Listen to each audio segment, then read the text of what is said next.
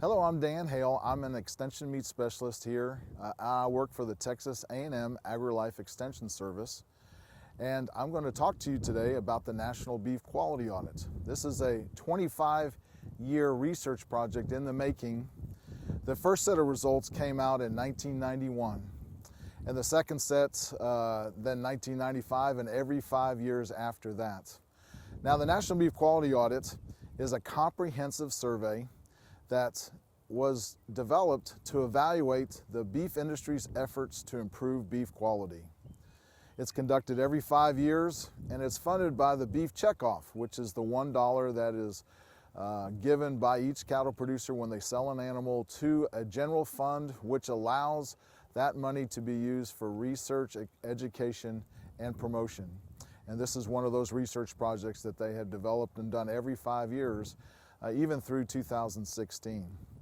So as we take a look at why they decided to do this in the first place, it was really back in 1980s when beef cattle demand started to decline, and actually at a fairly rapid rate. And the good news is it has been more steady in the last few years.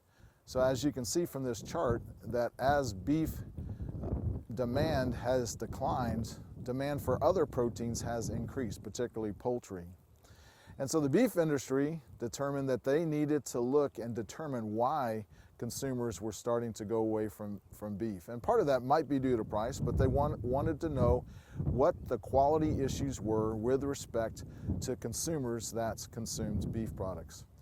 And they actually looked at another industry and saw that they had undergone a very similar issue just a few years before, and that is the automobile industry in the United States. And here you have a chart, and then in this chart you can see the production and the sales of U.S. cars and light trucks. And you can see back in the 80s there was a significant decline in the number of cars that were being produced and sold to the consumers in the United States. And at the same time, the imports were dramatically increasing as far as the number of sales that they were having in the United States. And the automobile industry determined that it was because of quality. So I'm showing you this picture right now, or these pictures of different kinds of cars, because what happened is very similar to what happened to the beef industry. There's a very close parallel between the thought processes within the automobile industry and the thought processes that were within the beef cattle industry. Because if you look at these cars, you'll see these big, long, just monster cars that continued to be developed. And what would happen is it really became a contest of who could have the biggest car, the longest car. And they didn't ever really take time to ask consumers what they wanted in the cars that they were purchasing. There was a gentleman named Deming, and he actually revolutionized the automobile industry in Japan. If you go back to after World War II, Japan was really considered, if you bought merchandise from them, it was just considered junk. And that's because they really didn't have any quality processes in place in any of their manufacturing businesses. But this man named Edward Deming came and revolutionized their industry. And he's a U.S. Citizen, and he tried to get the U.S. manufacturing companies to buy into his strategies and his systems and to improve quality and produce quality products. But they would not listen to him, and so he took his consulting business to Japan and tremendously turned around that manufacturing business in Japan. And here's a quote from Ford. It says, they figured out that they must be doing something right. So what they determined is they build the cars, and then they ended up just marketing those cars in a way that looked attractive to consumers on advertisements, regardless of what the cars were. And they tried to convince the consumers that these are the cars that they want, rather than first asking the consumers what they want and then producing that car for that consumer. And then at the same time, starting in 1953, all the way through today, there was another company. This is just one of those companies. The Japanese companies are one we talked about, but here's a German company, the Volkswagen Beetle. And it was a little funny shaped car, and they increased their sales from 2,500 in 1953 to 1966 in the United States. They sold over 400,000 of those cars. And by 1980, imports had grabbed almost 27% of all the automobile sales. And of course, this had U.S. automobile companies really nervous because they did not like to see the trends. The same thing in my mind really happened in the cattle industry, because back in the 1970s, we really had, I think cattle producers had the idea that beef was king and people were always going to eat beef, and didn't really matter what they produced. And they really never talked to the consumers about what the consumers wanted as far as beef products. And the poultry industry at the same time began to create more food service, more restaurant products. That's where we come with a chicken McNugget from McDonald's.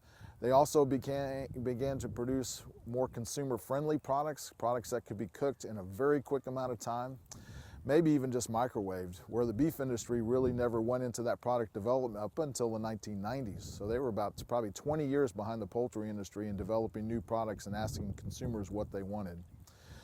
So I'm showing you a picture now of the kind of the transformation within the automobile industry, and if you take a look at that, in the 1980s they asked Edward Deming back to the United States to help them produce a better car for the consumer. And that first car that was turned out was the Ford Taurus. And the Ford Taurus, with that, they asked the consumers through focus groups what kind of cars that they wanted, what they wanted them to look like, what they wanted inside, the kind of engines, gas mileage, and all of that. And they ended up producing this Ford Taurus, which became, back in the 80s, late 80s, the highest selling sedan, outdoing the Japanese cars, which were at that time by Toyota and Honda, were kind of overtaking the market. So as you take a look at that transformation, they were using the keys to success of Edward Deming. And those keys to success were, first of all, was to create consistency of purpose towards improvement of products and services, to adopt a new philosophy, and his thought was you can no longer live with a commodity that's commonly accepted levels of delays, mistakes, and defective workmanship. They had to cease dependence on mass inspection. So let me start over. So some of his keys to success, as you can see in this particular website, if you went there, you could see this, is create consistency of purpose towards improvements of products and services. So really have a mindset of beef quality and continuous improvement in the products that you offer to the consumers. Adopt a new philosophy. He said we can no longer live with commonly accepted levels of delays, mistakes, and defective workmanship. Then cease dependency on mass inspection. Require instead statistical evidence that quality is built into the process. So rather than just kind of culling out bad product after it's already produced, are there ways that we can develop a high quality product from the beginning, starting in the case of the beef cattle industry with a cow-calf and with genetics, and then looking at management strategies throughout the system. And then to break down the barriers between departments. And we'll talk about that a little bit more in a minute. And then finally end the practices of awarding business on the basis of price tag. So cheapest doesn't necessarily mean the best in the consumer's mind. Now when we talk about departments, in reality in the beef cattle industry we call them segments. In the segments of the beef cattle industry, as you can imagine, as we look at the cattle industry, we actually are a very segmented industry. If we take a look at, first of all, cow-calf, then stocker, then the feed yard, then the packer, then food service and retail, and then finally the consumer, you can see that there are many steps that a beef animal and the beef products go through to finally get to the consumers, which is inherently an issue because each one of those are very independent. And the information that goes from one segment to the other a lot of times is non-existent. And that is one of the main issues that we'll find out when we take a look finally in this beef quality audit, that we need a better system to be able to transfer information about the quality of products that are being produced all the way from cow-calf to the consumer. So Deming put Ford back on track in the 1980s. So the beef cattle industry determined, well, what if we use Deming principles and try to improve the quality of beef?